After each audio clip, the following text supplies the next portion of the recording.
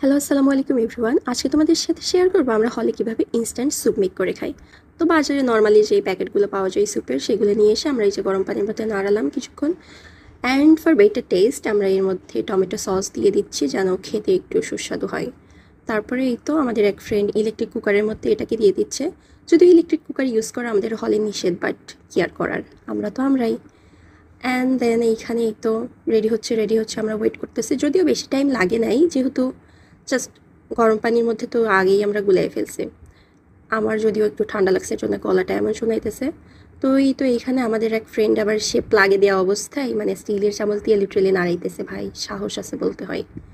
তারপরে কি আর করার, ওয়েট করতেছি। এইখানে আবার একটু লবণের কম ছিল, যার কারণে এভাবে লবণ দিয়ে দেওয়া হলো। এক ফ্রেন্ড আবার মজা নিয়ে বলতেছিল, ভাই সল্ট ওয়ের মতো করে লবণ দিলে কিন্তু অনেক ভালো হইতো, দেখতে অনেক ট্রেন্ডি লাগতো। কি আর করার, তাই না? তারপরে নাড়াইতেছি, সবাই ওয়েট করতেছি। অ্যান্ড রেডি, এখন তো খাওয়ার পালা। Okay, tata, bye bye, thanks for watching.